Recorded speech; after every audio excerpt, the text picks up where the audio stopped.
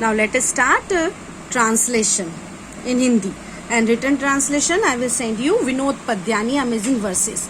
सदा वक्री सदा क्रूरः सदा पूजां पेक्षते कन्या राशि स्थितः नित्यं जामाता दशमो ग्रहः. सदा वक्री मतलब सदा उल्टा चलने वाला, हमेशा उल्टा. सदा क्रूरः निर्दयी शैतान. सदा पूजां पेक्षते सदा हम अपने आदर सत्कार की अपेक्षा रखने वाला कि मेरी ही पूजा हो, सब मुझे ही पूछें. कन्या राशि में स्थित मतलब कन्या राशि में जो स्थित है मतलब अपनी बेटी के साथ जो जिसका विवाह हुआ है. नित्यम जामाता ऐसा जमाई. दशमो ग्रह 10वें ग्रह के समान है. जैसे राहु केतु शनि ऐसे हिंदू धर्म में कहा जाता है ना कि ये जो ग्रह हैं ये परेशान करते हैं, जाते वक्त अच्छा फल देते हैं, इनसे दूर रहना चाहिए. तो इसी तरह ऐसे जमाई को उन्होंने 10वां ग्रह कहा है कि जो हमेशा उल्टा चले, हमेशा क्रूर भरी बातें करे, निर्दयी हो, सदा अपना आदर सत्कार चाहे. मतलब इन शॉर्ट बेटी को दुख ही देना हुआ ना. तो ऐसा जमाई जो होता है वो 10वें ग्रह के समान होता है. टका धर्म टका कर्म टका ही परमम तपः यस्य हस्ते टका नास्ति हाटके टक टकायते. इसमें देखिए जैसे पहले श्लोक में कैसी कि मतलब अगर लड़की को अच्छा दूल्हा मिलता है तो लड़की के जो घर वाले होते हैं मायके वाले उनका जीवन सुधर जाता है ना, कि भाई वो लड़की के साथ एक बेटा भी मिल जाता है. और अगर इस तरह का कुछ होता है तो ऐसा जमाई किस तरह से एक 10वें ग्रह की तरह हमें उसको ढोना पड़ता है. अब इसमें है आपका दूसरे जो श्लोक है उसमें पैसे की वैल्यू बताई गई है कि जो पैसा होता है वो क्या है. टका धर्म मतलब जो पैसा है वो हमारा धर्म है बिल्कुल, लेकिन कैसे? कर्म से कमाया गया. एक नंबर की यहाँ पर पैसे की बात तो हो रही है लेकिन किस तरह से? टका कर्म. पैसा हमारा कर्म भी है. अगर वो धर्म है कर्म है. टका ही परमम तपः पैसा ही सबसे बड़ी तपस्या है. क्यों? क्योंकि आपके पास पैसा होना जरूरी है और पैसा होना जो गलत रास्ते से कमाया गया न हो, पुरुषार्थ करके कमाया गया हो. यहाँ ऐसे पैसों की बात हो रही है, उस तरह के धन की बात हो रही है कि जो पैसा है वो हमारा धर्म भी है, वो हमारा कर्म भी है, वो सबसे बड़ी तपस्या है. क्योंकि जो पुरुष अपने घर का भरण पोषण नहीं कर सकता है उसको समाज में भी कोई आदर और सम्मान नहीं मिलता है. तो टका धर्म टका कर्म टका ही परमम तपः. हमारा जो पैसा है वो हमारा धर्म है, वही कर्म है और वही सबसे बड़ी तपस्या है. यस्य हस्ते जिसके हाथ में, हस्ते रामे लोकेटिव केस, तो यस्य हस्ते टका नास्ति न प्लस अस्ति नहीं है. जिसके हाथ में पैसा नहीं है, हाट के लोकेटिव केस अगेन टकटकायते वो बाजार में वैसे ही भटकते हैं. अब बाजार में भटकते हैं मतलब निरुद्देश्य जीवन जीते हैं. व्यक्ति के पास पैसा नहीं है और घर वाले अगर, तो वो क्या करेगा? अगर घर वाले कहेंगे तो कमीज ली पहनी और बाहर घूम के और सारे दिन में फिर घर भटकती हुई आत्मा जैसे अपने घर लौट आते हैं. तो इसमें क्या कहा गया है कि पैसा ही हमारा धर्म है, पैसा ही हमारा कर्म है और पैसा ही हमारा सबसे बड़ा तपस्या होनी चाहिए. कौन सा पैसा?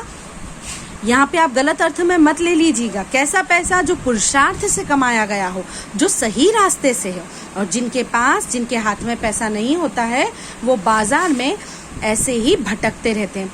अब देखिए यहाँ पर तीसरे श्लोक में ऐसे लोगों के बारे में बात की जा रही है जो किसी भी तरह से प्रसिद्ध होना चाहते हैं, चाहे कुछ भी करना पड़े.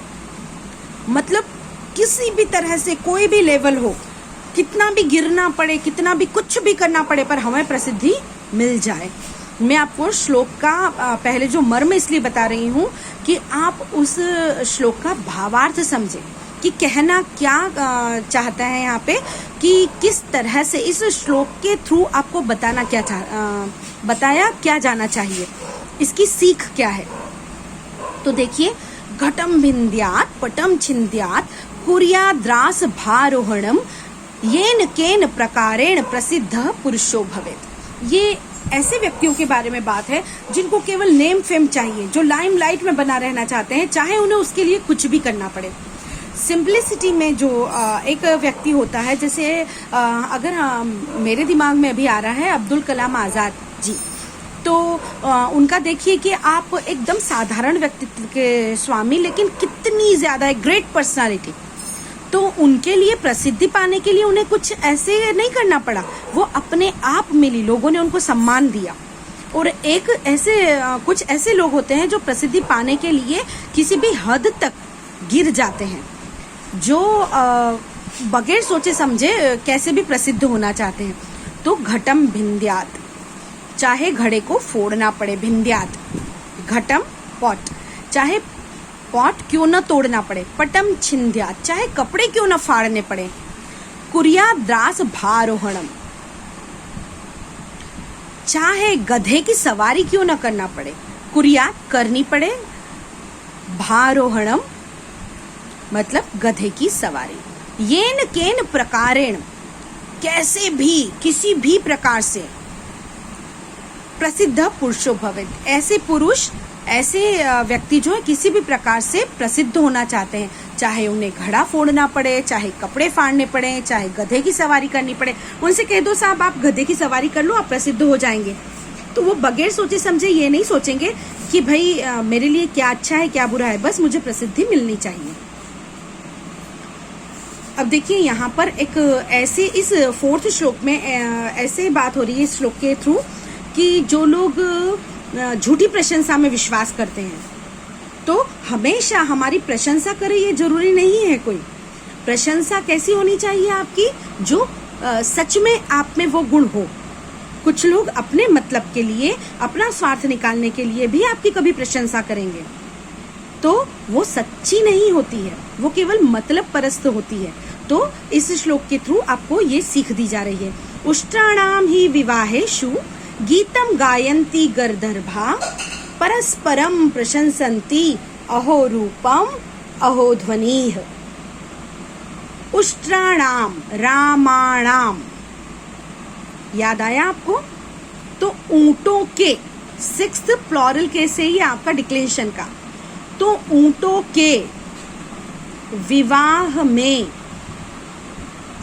गीतम गायन्ति गर्दर्भा, बहुत सारे गधे गाना गाते हैं, गीतम गायन्ति।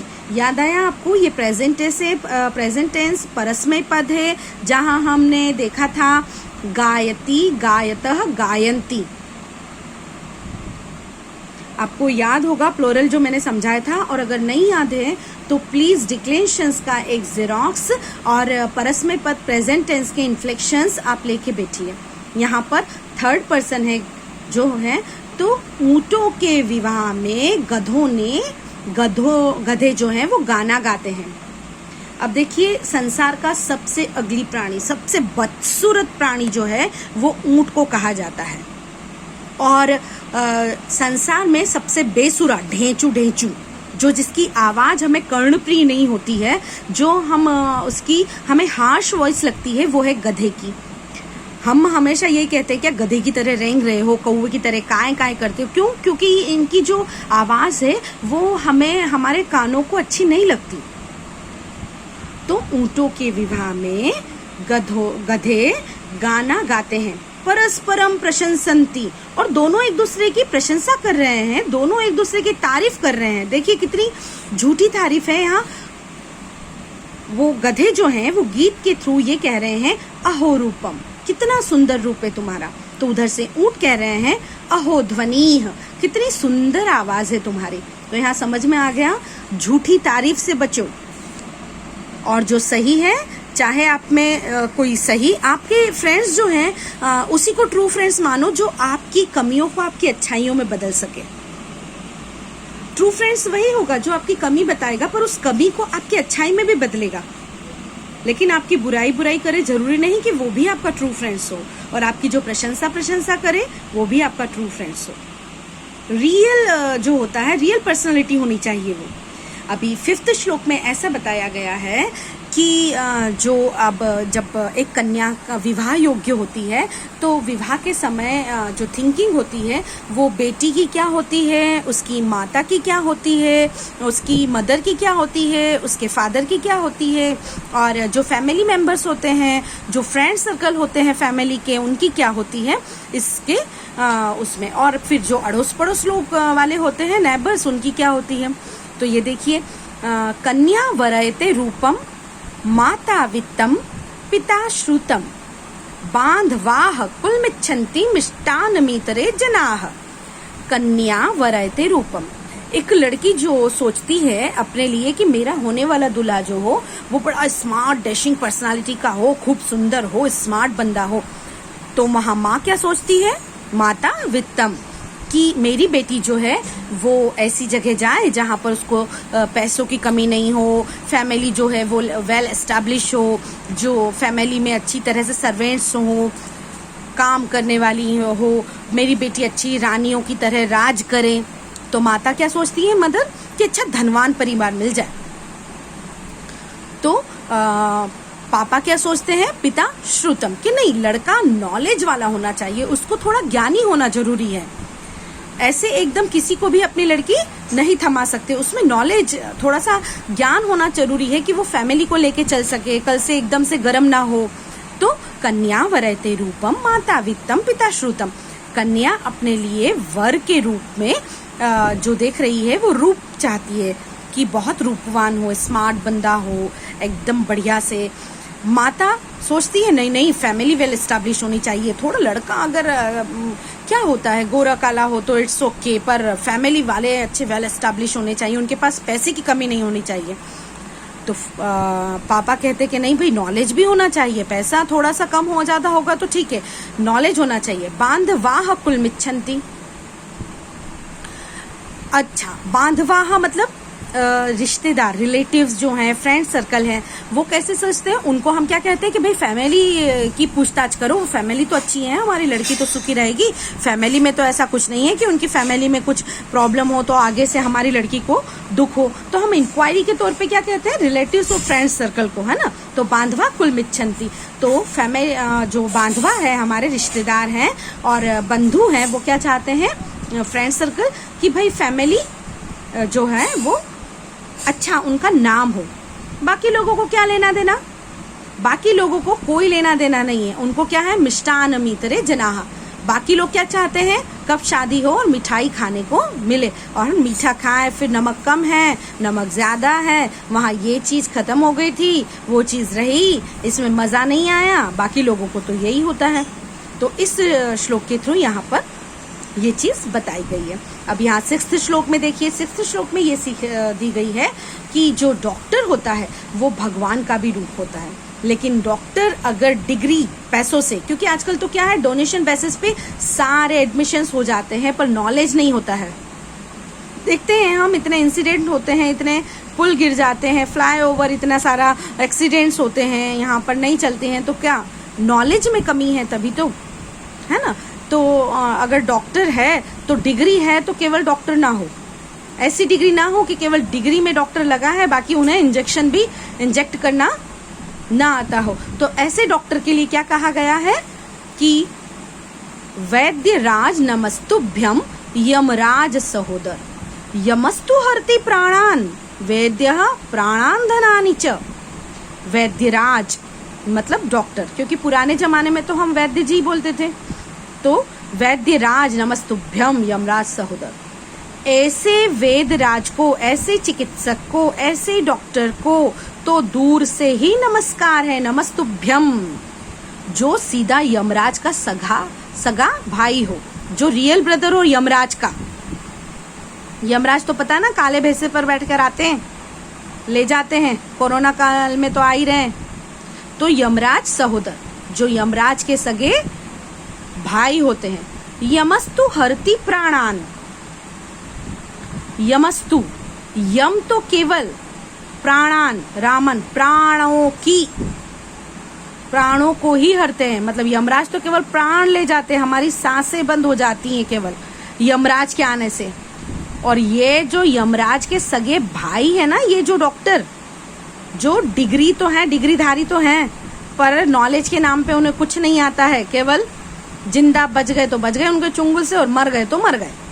तो ऐसे जो डॉक्टर हैं वो क्या करते हैं, प्राणान धनानि च, प्राण तो जाने ही वाले हैं, साथ में धन भी चला जाएगा। तो आई रिपीट, वैद्य राज नमस्तुभ्यम यमराज सहोदर। ऐसे वैद्य राज को दूर से ही नमस्कार है जो यमराज के सगे भाई हैं। यमस्तु हरति प्राणान वैद्य प्राणान धनानि च।